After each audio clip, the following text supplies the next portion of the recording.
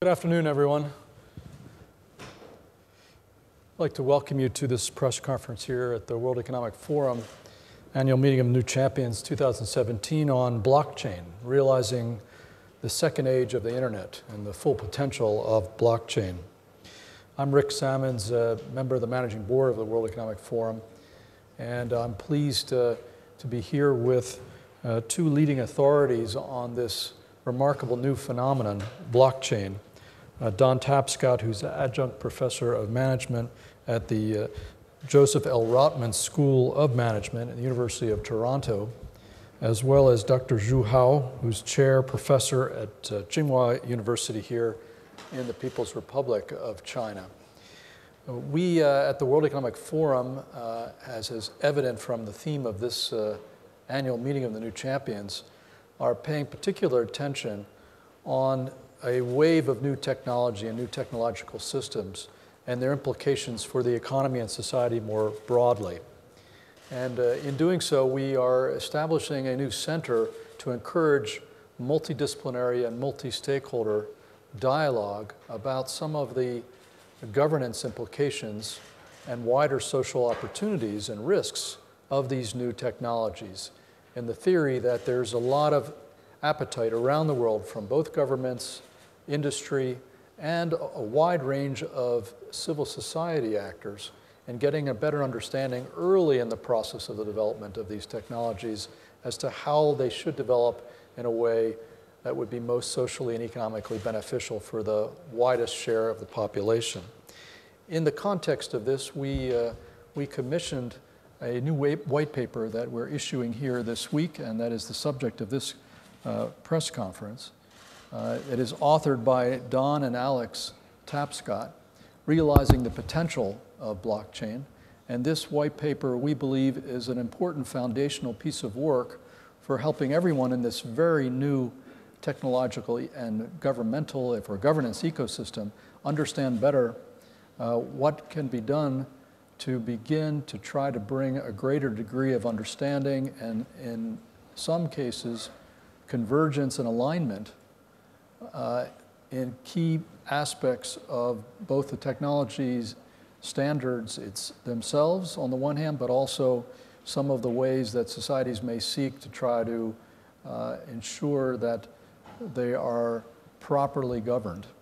And when we say governance in this respect, we mean not necessarily formal governance, laws or regulation, but the forum, when it works on issues like this, we're an informal cooperation platform, and often very, very constructive can be exercises that simply build trust by getting an alignment on concepts, terminology, and principles, best practices that then encourage convergence of behavior that helps to unlock scale in the technology and in the economic potential of certain business models. So without any further delay, what I'd like to do is to invite Don Tapscott to offer his perspective on some of the main findings of the white paper and main steps suggested going forward. Professor Tapscott. Okay, thank you, Rick. So blockchain. This is an extraordinary new technology that we believe represents the second era of the internet. For the last 40 years, we've had the Internet of Information. And the Internet of Information was a way of publishing information. But when I do that, I keep a copy. If I send you an email or a PDF or even a website, I retain the original. And that works fine for information, but it doesn't work well for the things that are critical to economic activity. And these are assets, things of value, like money, or stocks, or bonds, or intellectual property, or art, or music, or loyalty points, or carbon credits, or energy, or our identities. Copying those is a terrible idea.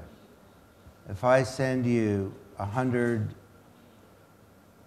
whatever RMB, it's important that I don't still have the money and that I can't send it to someone else. So in 2008, an anonymous person or persons named Satoshi Nakamoto wrote a paper that outlined a new protocol for a kind of digital cash where people could do transactions peer-to-peer without a powerful intermediary like a bank or a government or a social media company. And this has set off a prairie fire that is causing everyone to pay attention.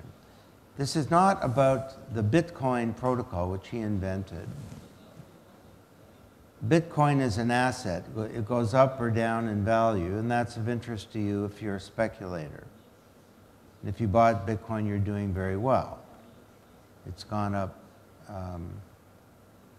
thousands of percent the last few years. But Bitcoin, more broadly, is a cryptocurrency that's not controlled by a state. And that has many use cases.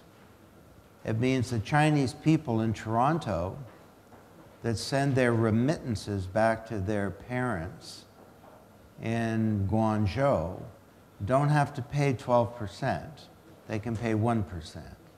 And the money doesn't take 7 days to arrive. It takes 7 minutes to arrive. So there are many applications for that. But the most important thing here is the underlying technology that makes all of this work. It's called blockchain. And for the first time in human history, people can trust each other. They can do transactions, clear and settle economic activity, and keep records without a powerful intermediary. So this technology, in my view, has more implications for China for the next few decades than any other. Machine learning, artificial intelligence, robots, the Internet of Things, drones, technology in our bodies are all going to be enabled by this blockchain platform. So the first era of the Internet was based in Silicon Valley. The second era of the Internet will likely not be based in Silicon Valley, and it could be based anywhere. Now, I'm happy to talk about this as an ancillary topic, but I want to get on to the main message. But I will say that it could be based in China. And the two biggest candidates right now are Canada and China, from my point of view. Both Toronto and also Shanghai, Guangzhou, and Hangzhou are 3 global centers of blockchain activity. And needless to say, if you become the center of the second era of the Internet, this means massive wealth and prosperity and jobs. And it means economic success for the country. So, having said that, there are many, many problems that need to be overcome. How do we find the standards to enable this technology to evolve? How do we prevent governments from over-regulating and limiting the potential of the technology? How do we create the knowledge and use cases required for companies in every industry, not just financial services, to understand the power of this technology and use it? How do we build the partnerships to enable the effective creation of a new generation of applications on blockchains? Those are 4 of 50 questions that are very, very troubling and need addressing. So the World Economic Forum asked us to write this paper to develop a framework for solving these big problems so that this blockchain can achieve its historic potential, not just in China, but in the world. And so I worked with my son, Alex Tapscott, who is actually my co-author as well on the book, Blockchain Revolution. He's my son. Fortunately, he's a better writer than I am, and he's smarter too. Anyway, we over the years, have been developing a language and a taxonomy and a framework to think about these problems. So the goal of the paper is not to tell everyone around the world what they should be doing, although we do have some recommendations. The goal is to try and create a process for solving these big problems. Now, I'll just say one other thing. We have a great exemplar, a great previous example, and that's the old internet, the Internet of Information. It is not governed by the UN or the World Bank or the IMF or the G20 or anything else. It's governed by a set of multi-stakeholder networks of companies, governments at all levels, not just national, and civil society organizations that cooperate together. And it turns out that there are 7 types of networks, and these are described in the paper, which you have just received, or will just receive. There are standards networks like the Internet Engineering Task Force that create standards. They're voluntary. They're not controlled by a government. There are knowledge networks like the Internet Society that creates knowledge about how the Internet can be used. There are advocacy networks like the Electronic Frontier Foundation.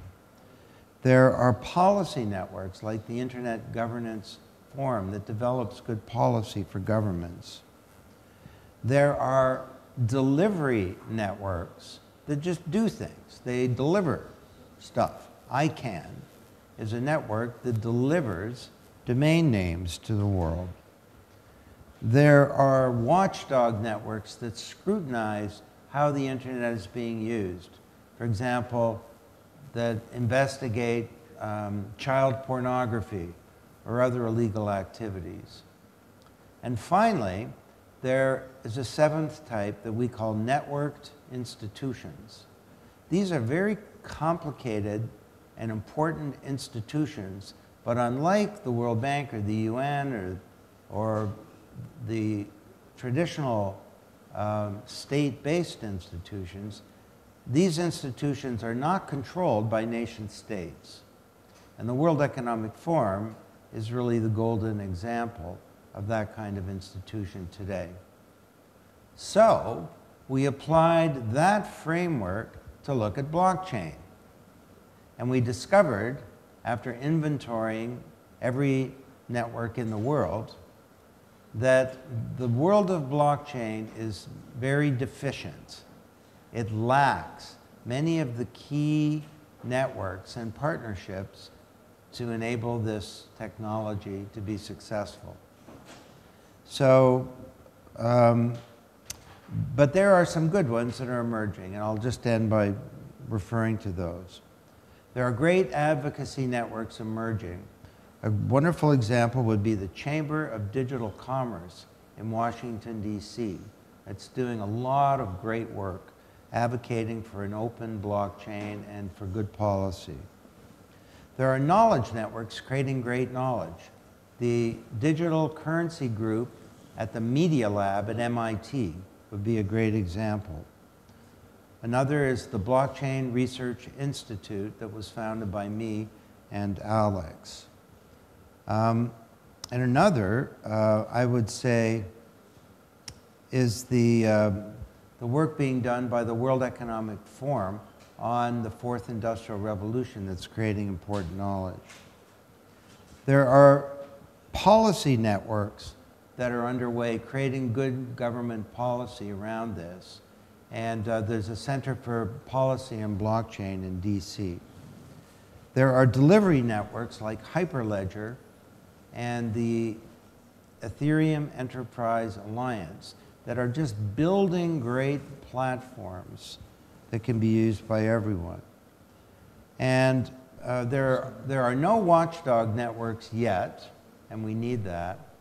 And finally, the big network institution that's involved is the World Economic Forum with its Center for the 4th Industrial Revolution.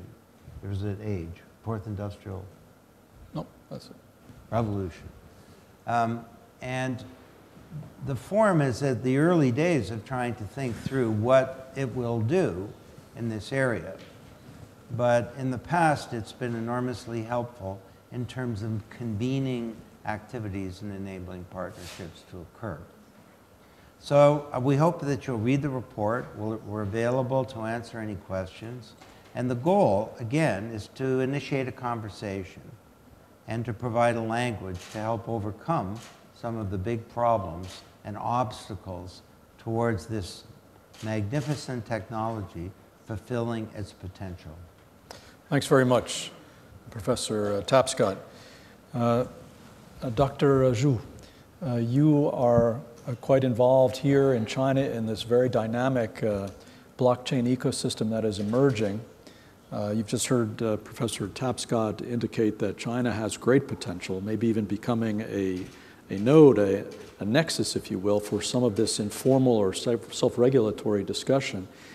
Could you please offer your comments about both the prospect that he is laying out for how this kind of a informal governance conversation and alignment process could work, and whether, in fact, China would view that as something, or at least that you think would be beneficial for the ecosystem here in China?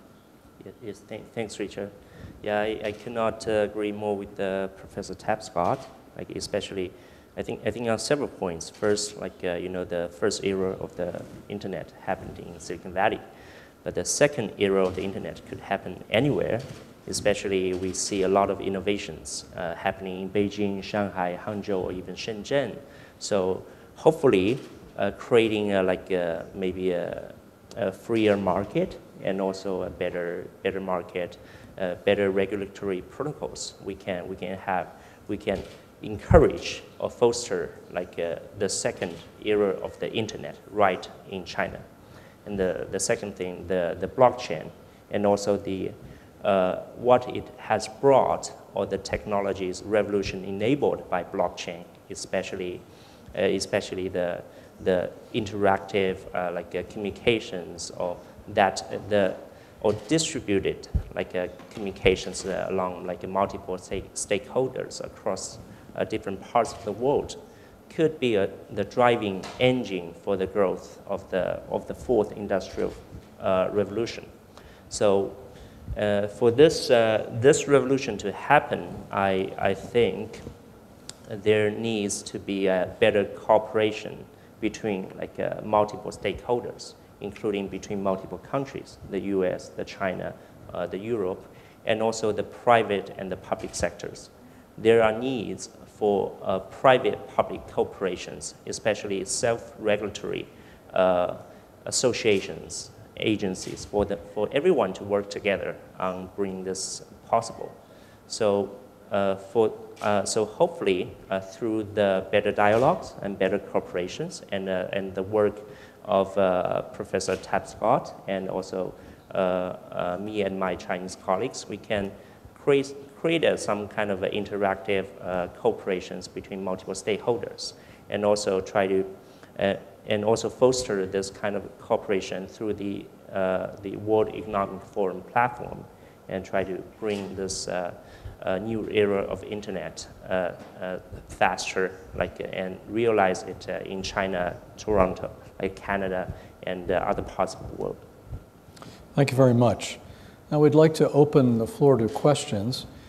We do have simultaneous translation, so when you pose your question, I would simply ask that you identify your name and your affiliation.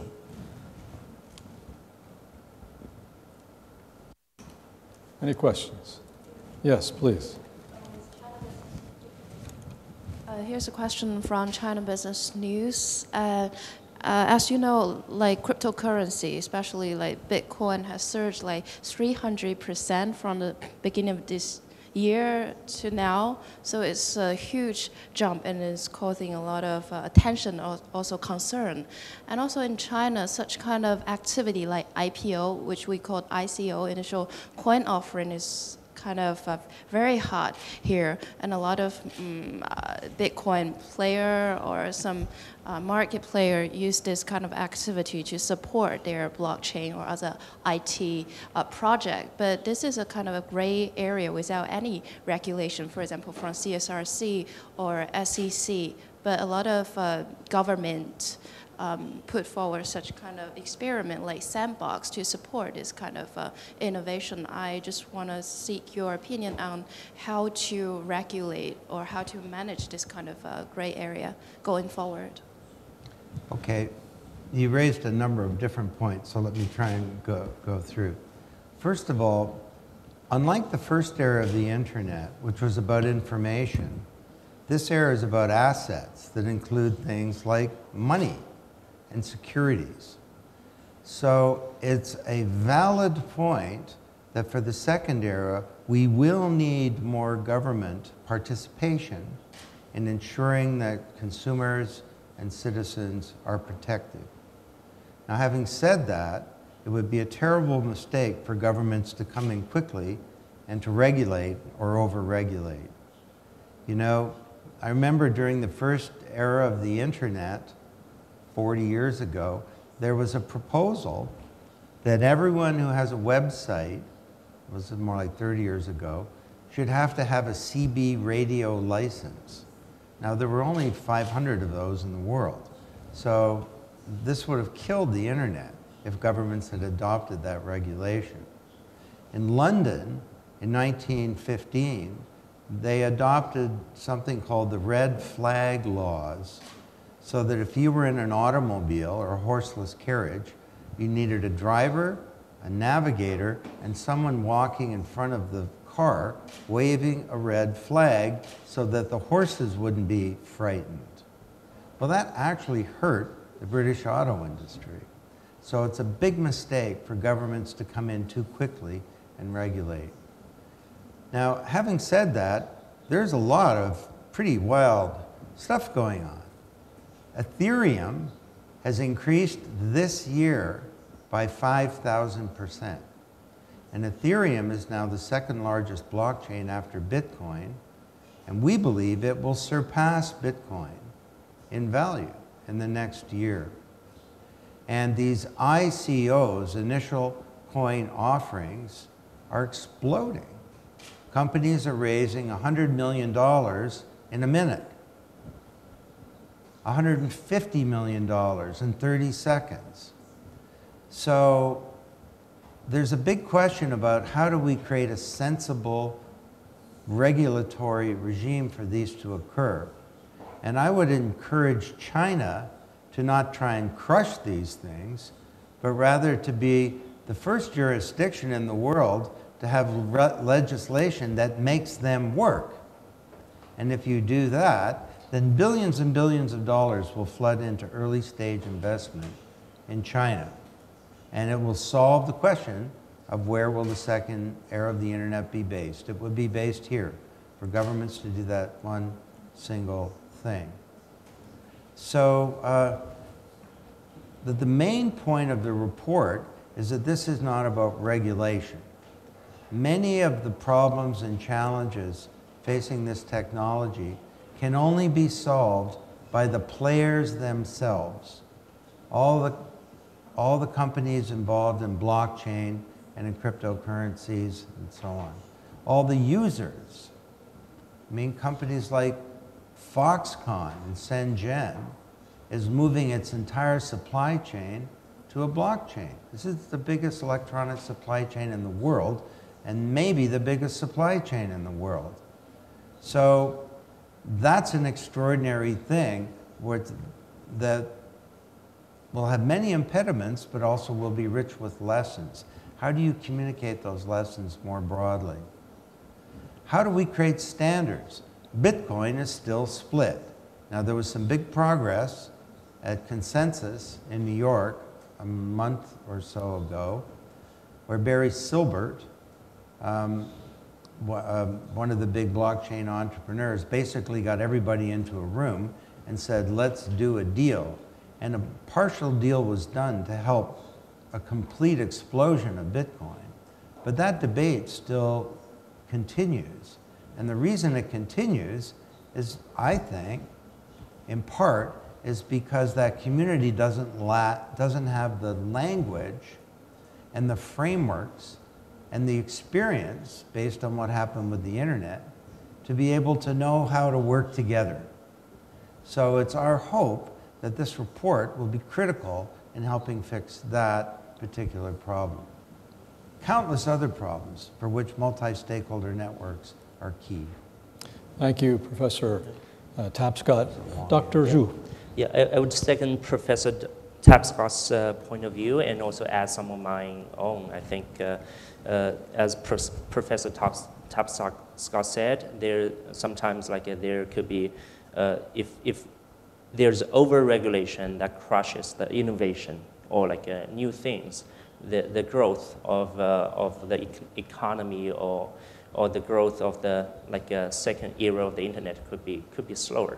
On the other hand, there's I would highlight some of the problems specific to China, a little bit unlike the United States, where the regulatory agencies they're a little bit faster paced and they keep up to many of the innovations. Sometimes in fear of crushing innovations, some of the regulatory framework in China has been even slower much slower than the market has evolved. Like the last, a peer-to-peer fiasco, or some of the losses occurred to the small and the medium investors. The ICO is happening very, very is a very hot topic, not only in the U.S. but also in China. And at the same time, there's almost no regulation at all, and it's a very gray market. And as Professor Tapscott said, sometimes the regulation should not crush the market, but if there's some kind of investor protection, especially for the small investors who don't have enough information or who do not have the resources to do even the minimum due diligence or of those ICOs, and if there's some kind of protection, say, for example, just throw something out, there's some requirements of accredited investors to participate in the ICO or some other small legal frameworks that applies to secure the probably the money raised, or try to monitoring of they get applied to support the economic growth. The companies, they actually raise the money, or they goes towards the claimed projects. Because what I fear is that with no regulation, there could be fake projects. There could be something really bad happening, like the P2P things in China a few years ago. So China tends, sometimes because there's a lag in the regulation, sometimes they could go to both extremes if there's no regulation. So the first extreme is there's absolutely no regulation at all. So you can do anything you want, but after a few years, the government will go back and try to take a retroactive actions on those used to be not regulated or used to be non-illegal activities, and try to apply legal actions on them. And on the other hand, if there's a too loose control and everything happens so quickly, and there's something bad happens, and there's a crash of the market, or small investor suffers a lot of losses, or there's some social problems coming out of the maybe distribution of wealth because of some of the possibly gray or illegal activities coming out of it, and they could be too tight. The regulatory regime goes towards the other regime. There's from too loose to too tight, and then the crushing of the economy or innovations comes after a few years of lose regulatory control. So I hope there can be some kind of minimum level, or even optimum. It's very hard to do optimal level of regulation, but there could be some kind of at least a safe investor safeguard or some kind of set of regulatory and try to make the gray market like a more transparent and also more protective to the whole society, and also make the participants like a safer.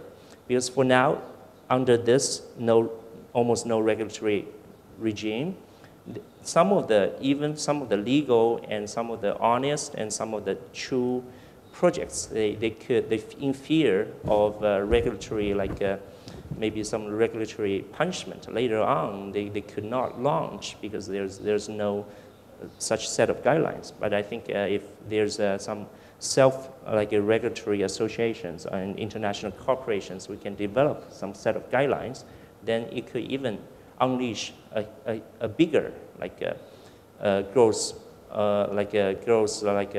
market, and unleash a bigger potential of this blockchain technology. So I hope working with Professor Tapscott, we can make this possible.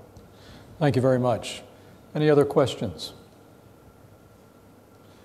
If not, I think we've come to the end of our allotted time for the press conference. Could I add a closing thought? Yeah, okay. Well, it's not really a summary thought. It's a follow-on to that question, which is there's one other thing the government of China could do that would be transformational for this economy. I think it would probably increase the GDP of China by 5 to 6% almost overnight. And that step would be for the central bank to turn the RMB into a cryptocurrency, a digital currency.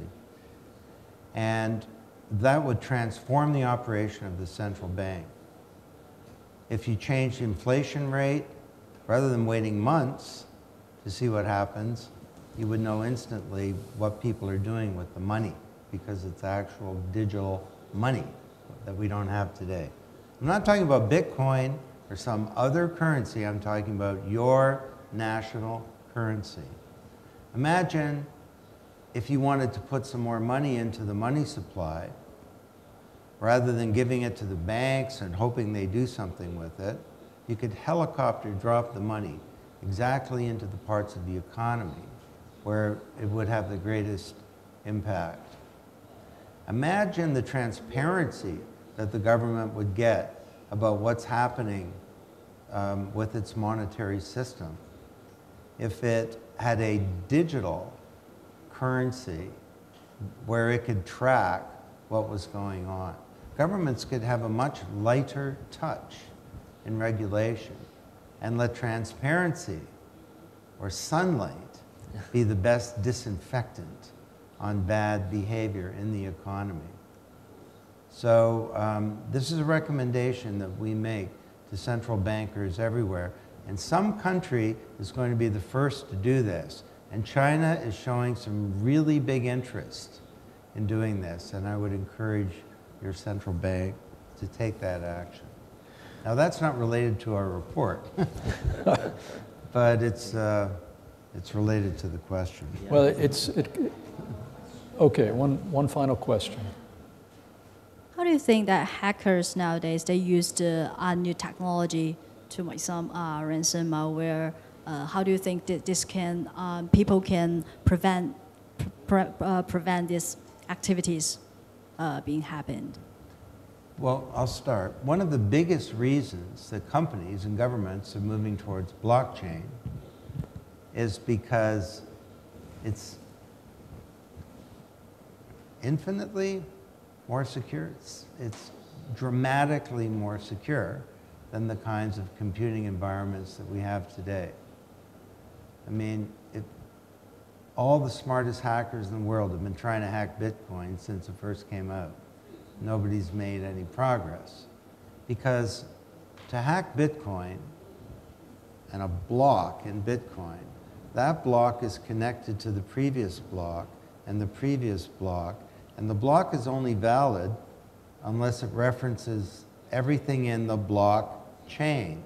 So you'd have to hack the entire history of Bitcoin, not just on one computer using the highest level of security, but across millions of computers all around the world using the highest level of security, And you'd have to do that simultaneously while the most powerful computing resource in the world, a lot of it is in China, the Bitcoin miners, are watching you.